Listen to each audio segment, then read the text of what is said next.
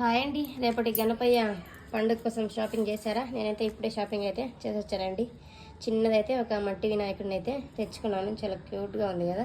Colours ఉన్నాయి కానీ colours ఎందుకనేసి అయితే చిన్నది ఒకటి మట్టి వినాయకుడు అయితే తెచ్చుకున్నాను.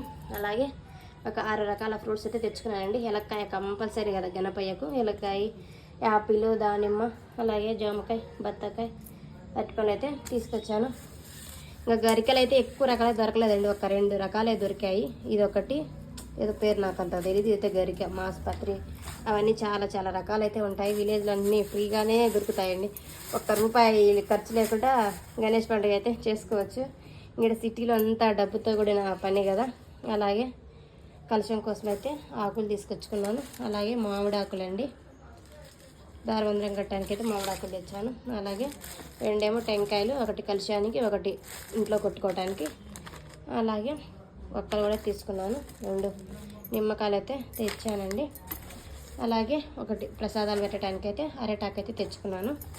గణపయ్యకు అటు సైడ్ ఇటు సైడ్ పెట్టడానికి అయితే చిన్నదైతే ఒకటి అరటి అదే కొమ్మలు అయితే 2 తీసుకొచ్చానండి. ఇవండి నా గణపయ్య షాపింగ్. కాస్ట్ ఎంత ఏంటో కామెంట్ చేయండి.